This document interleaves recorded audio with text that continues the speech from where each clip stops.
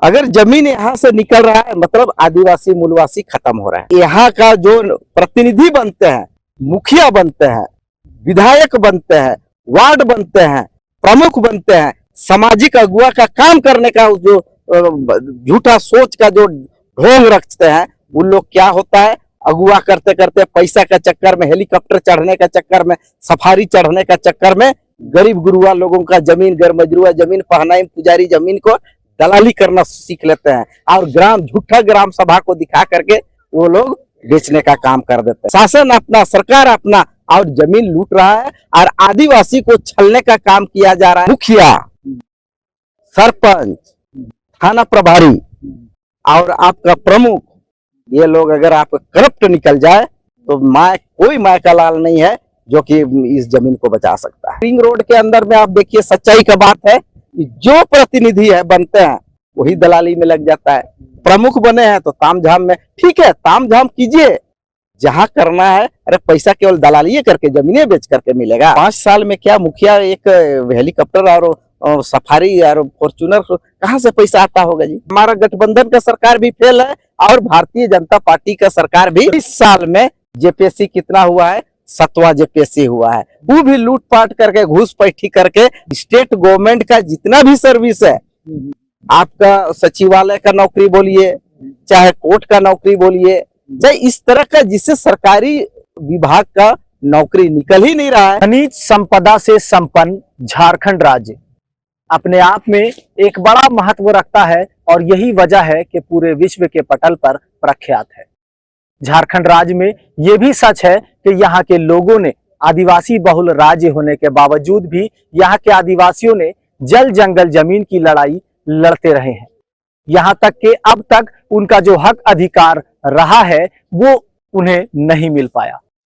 झारखंड राज्य की बात करें तो झारखंड राज्य 15 नवंबर 2000 को एकीकृत बिहार से अलग होकर इसकी स्थापना हुई, लेकिन अब तक यहाँ के लोगों को जो मूलभूत सुविधाएं मिलनी चाहिए वो इन्हें नसीब नहीं हुई और खुद यहाँ के आदिवासी खुद को उपेक्षित महसूस करते हैं।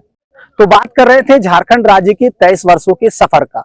इन 23 वर्षों में हमने क्या कुछ खोया, क्या कुछ पाया, इन तमाम मुद्दों पर बात होगी। लेकिन आपको सबसे पहले बता दें कि झारखंड के जो युवा हैं, यहाँ के जो बेरोजगार हैं, यहाँ के जो खिलाड़ी हैं, यहाँ के जो आदिवासी हैं, इन तमाम लोगों के मुद्दों पर बात करने के लिए हमारे साथ आज एक ऐसी शख्सियत मौजूद है जो एक समाज सेवी भी है और आदिवासी सेना के केंद्रीय सचिव भी हैं।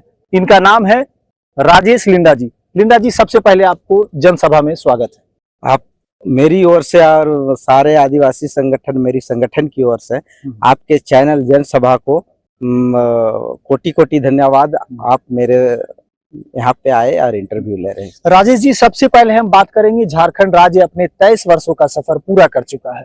इस 23 वर्षों में यहाँ के लोगों ने क्या कुछ खोया, क्या कुछ पाया? जो सपना हमारे आंदोलनकारियों ने देखा था, चाहे वो बिरसा मुंडा हो, बुद्धू भगत हो, सिद्धू कान्हू हो, इनका जो आंदोलनकारियों का जो सपना था वो आज किस पायदान पर है, कितना सफल हुआ? आज हमारे झारखंड का जो बना हुआ 23 साल हुआ है और 23 साल में बच्चा जन्म लेकर के यंग हो जाता है और शादी के लायक हो जाता है।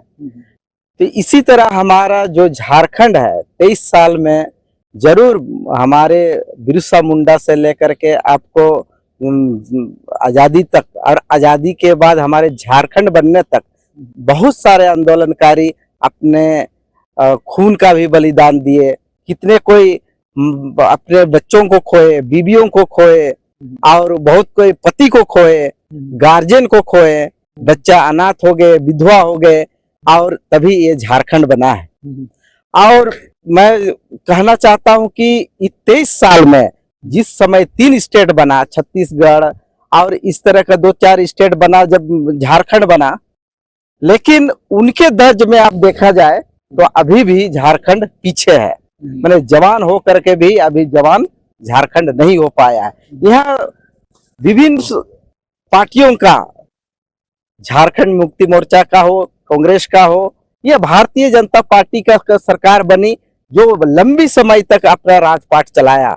आप देखते हैं कि सभी एक को टोना टोन की, एक पर दोष आरोपण करते रहे, लेकिन अगर रोजगार का बात करें तो यहाँ रोजगार का स्थिति क्या है वो आप देख रहे हैं। सर्विस का बात करें तो वो भी देख रहे हैं कि आपको 23 साल में जेपीएससी कितना हुआ है, 7वां जेपीएससी हुआ है। वो भी लूटपाट करके, घूस पैठी करके, और ईमानदार लोगों को, विद्यार्थियों को, तैयारी करने वालों को, जो दिन रात पढ़ करके अपने गरीबी हालत में ये झारखंड के माने सपना को साकार करने में, ये अपना इच्छा को साकार करने का जो रखा है, वो जेपीएससी माने जो सिविल सर्विस में भी पूरा नहीं कर पाया है।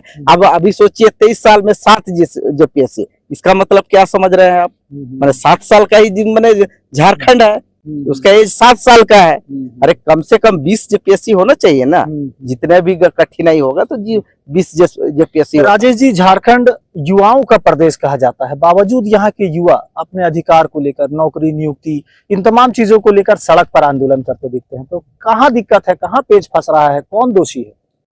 सबसे बड़ा चीज कि ये युवा का माने यहाँ पर कहिए आदिवासी, मूलवासी का और युवक युवतियों का भरमार है, और योग्यता का कमी नहीं है। आपका देखिए ना, खेल का जगत में देखिए, अगर खेल का जगत में देखिए तो हमारे झारखंड से ही हमारे महेंद्र सिंह धोनी जी है, जो हीरा खेल के जगत को मनवाए।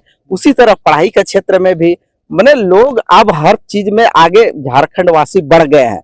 अब रही उनको अच्छा प्लेटफॉर्म नहीं मिल पा रहा है।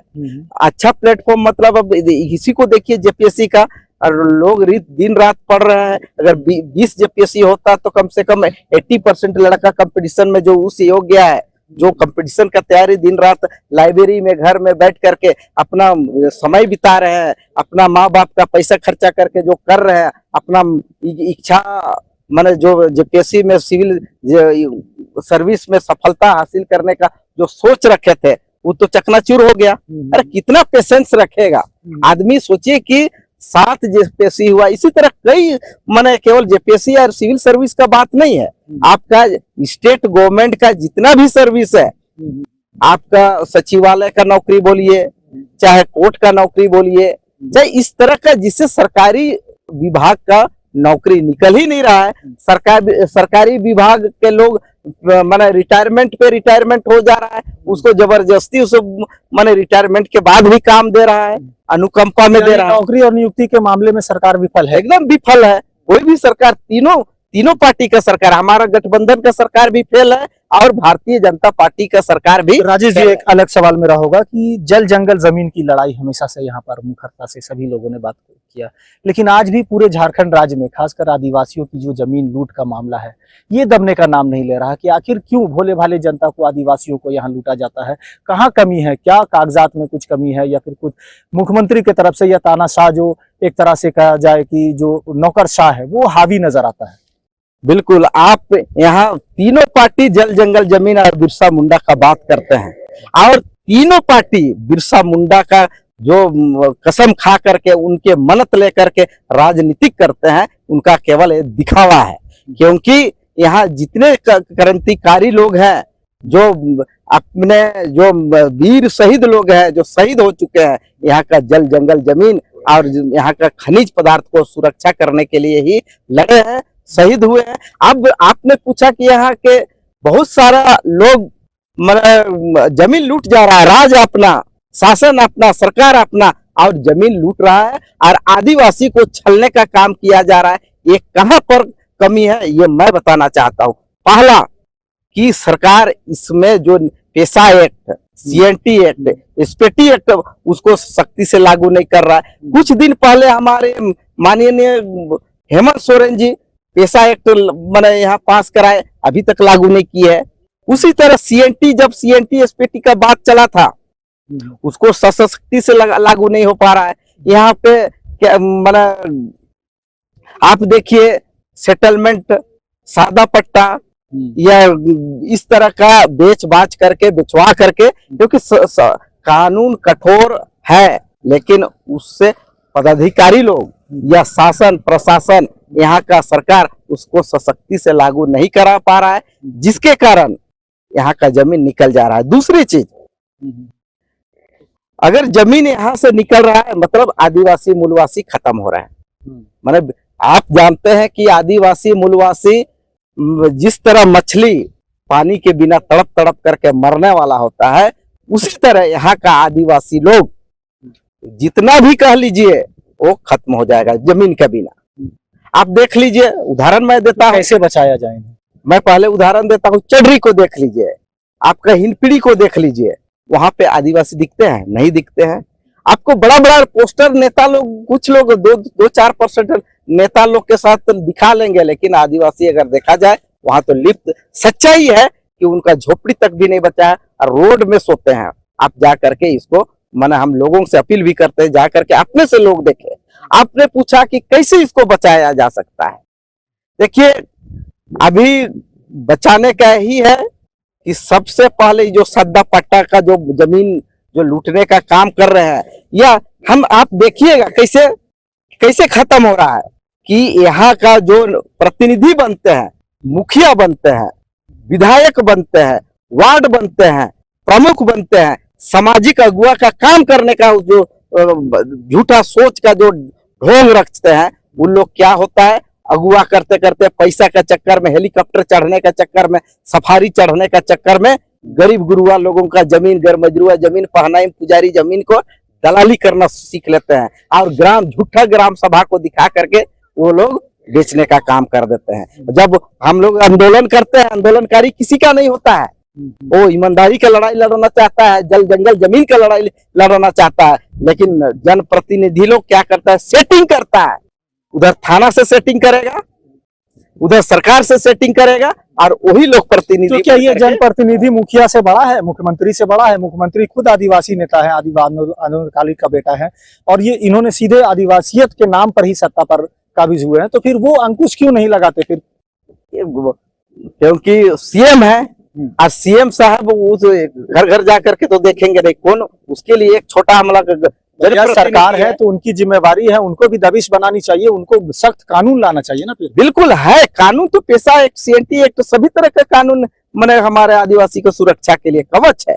लेकिन अगर जनप्रतिनिधि लोग, मुखिया, सरपंच, थाना प्रभारी और आपका प्रमुख, ये लोग अगर आप करप्ट निकल जाए तो कोई माय का लाल नहीं है जो कि इस जमीन को बचा सकता है। और यही हो रहा है टाउन के नजदीक में, रिंग रोड के अंदर में। आप देखिए, सच्चाई का बात है, जो प्रतिनिधि है बनते हैं वही दलाली में लग जाता है। प्रमुख बने हैं तो तामझाम में, ठीक है तामझाम कीजिए जहां करना है। अरे पैसा केवल दलाली करके, जमीनें बेच करके मिलेगा क्या? बिना पैसा माने बिना धंधा करवाइए ना जी। लेकिन किसी को धंधा नहीं, माने रोजगार का कोई बात नहीं करते हैं। जमीन को कैसे हमको खसकाना है, गरमजरुआ जमीन को, भुयरी जमीन को, पहनाई जमीन को, कोटवारी जमीन को, सब यही सब में लगल रहता है। राजेश जी, झारखंड और झारखंडियों की पहचान, खास करके स्थानीय नियोजन नीति, आदिवासी ऑब्लिक सरना धर्म कोड, ये तमाम चीजें आज तक इस पर चल रहा है विवाद। क्यों आदिवासियों की पहचान नहीं मिल रही है? सरकार इस पर क्या करना चाहिए? अगर सरना कोड का बात करें, सरना कोड का लड़ाई वीरेंद्र भगत से लेकर के जितने हमारे बहुत सारा धार्मिक, सामाजिक और राजनीतिक अगुआ लोग लड़े हैं, और आज भी केंद्र सरकार, राज्य सरकार उनको माने ठीक सरकार बनने का 1 साल बाद में सेंट्रल गवर्नमेंट को भेज दी है। अब मिल क्यों नहीं रहा है? देखिए, कहने का मतलब है इसीलिए नहीं मिल पा रहा है, हम यहाँ के पूरे देश का जो आदिवासी एक हो नहीं पा रहे। एक होने का बात नहीं है ना, सबका भाषा अलग है, राज्य अलग है, भाषा अलग है, पूजा पद्धति अलग है। पूजा पद्धति कहने का प्राकृतिक पूजक है, लेकिन कोई वहाँ सिंह बुंगा कह रहा है तो वहाँ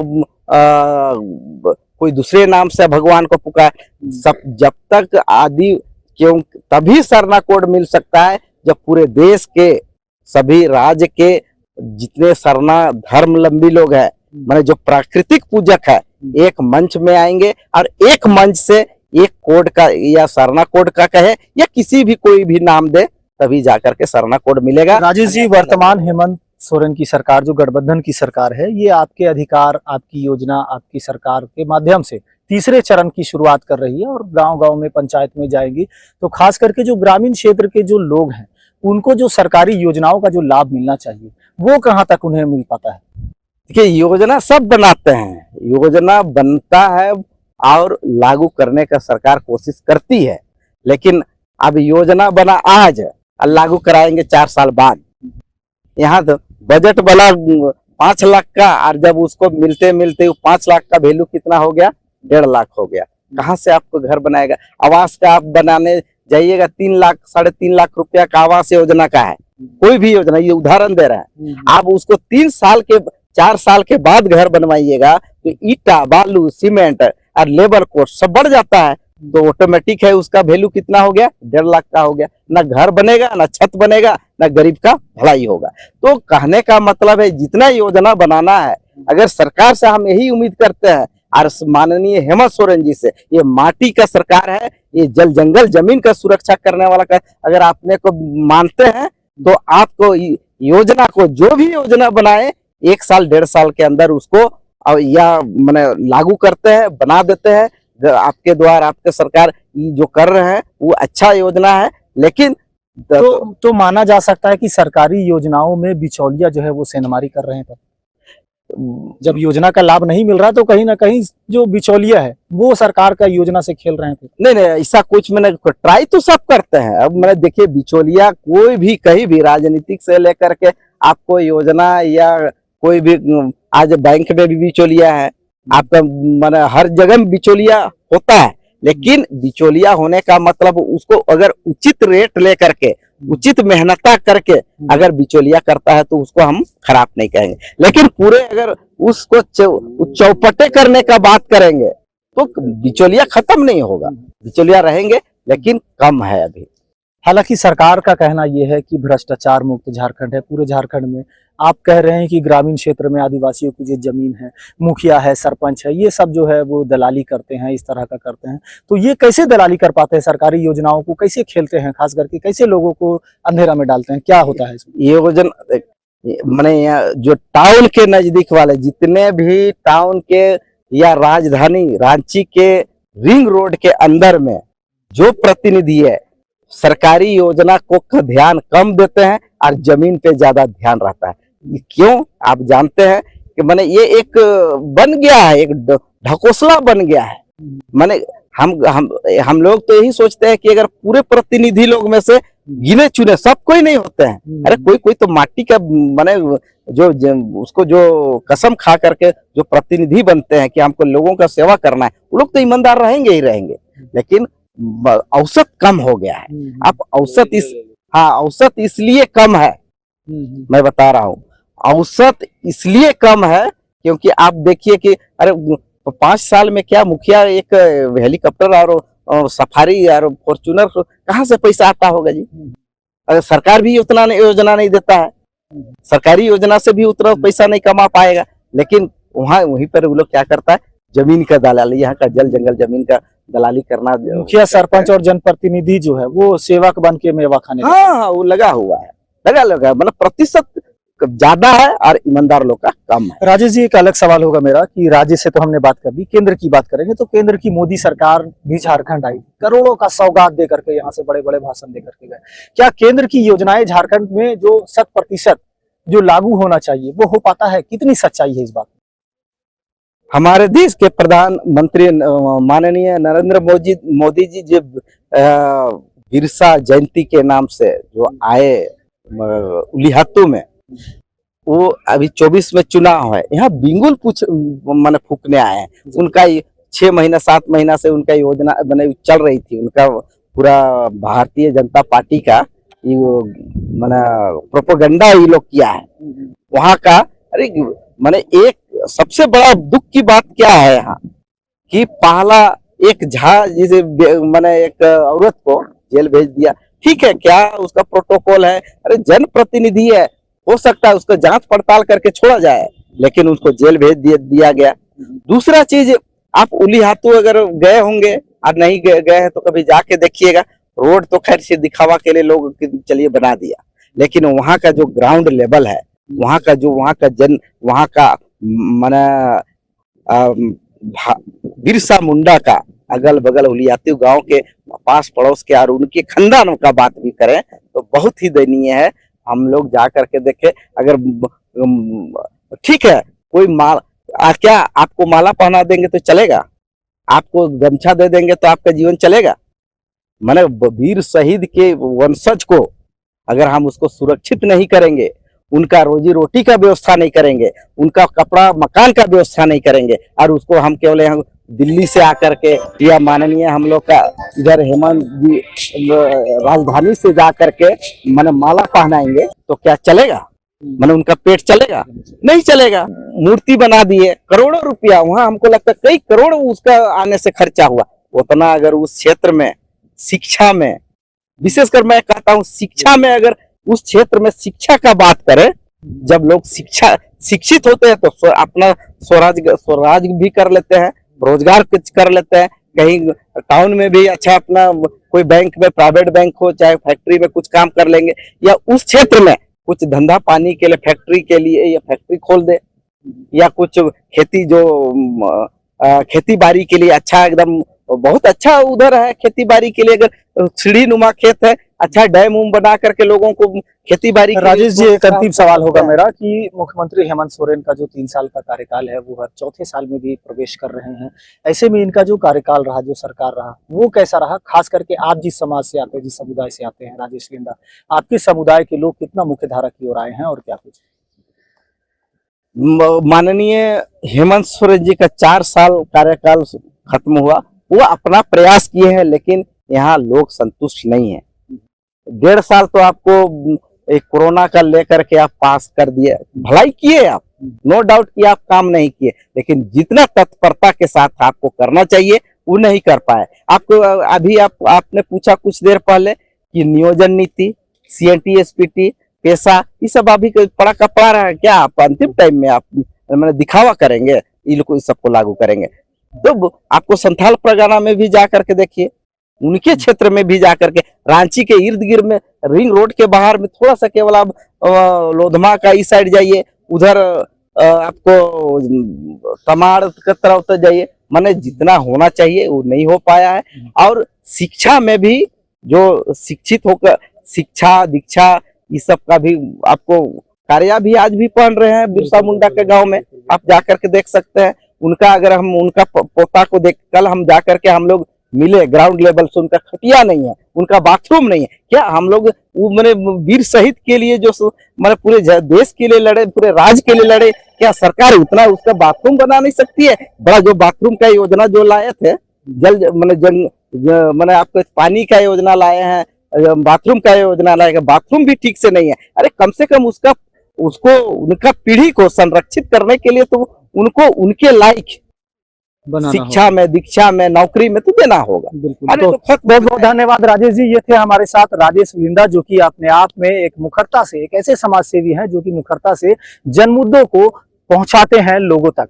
ऐसे में इन्होंने सीधे तौर पर बताया, चाहे वो केंद्र की मोदी सरकार हो या राज्य की हेमंत सरकार, 23 वर्षों के सफर में आज भी झारखंडियों को जो हक अधिकार मिलना चाहिए वो नहीं मिला। चाहे रोजगार की बात करें, शिक्षा की बात करें, स्वास्थ्य की बात करें, या फिर झारखंड में जो सबसे बड़ा मुद्दा है आदिवासियों की जो जमीन का जो मुद्दा है, उसे लेकर के भी इन्होंने अपनी मुखरता से बात रखी। इन्होंने सीधे तौर पर कहा कि राज्य के मुख्यमंत्री हेमंत सोरेन ठीक है, नियम बनाते हैं, कानून बनाते हैं, योजनाएं लाते हैं, उनकी जो योजनाएं चल रही है वो भी ठीक है, लेकिन जो ब्यूरोक्रेट्स है, जो नौकरशाह है, जो मुखिया है, जनप्रतिनिधि है, सरपंच है, इन तमाम लोगों की वजह से सरकारी योजनाओं का लाभ जनता को नहीं मिलता। कहीं ना कहीं ये जो है इस पे सेंधमारी करते हैं और जो सरकार की योजनाएं हैं इस पर खेल जाते हैं। ऐसे में लोगों को सरकारी योजनाओं का लाभ मिलना बेहद जरूरी है। इन्होंने सीधे तौर पर उलीहातू का भी जिक्र किया कि प्रधानमंत्री नरेंद्र मोदी उलीहातू पहुंचे, करोड़ों की सौगात की बात करते हैं, लेकिन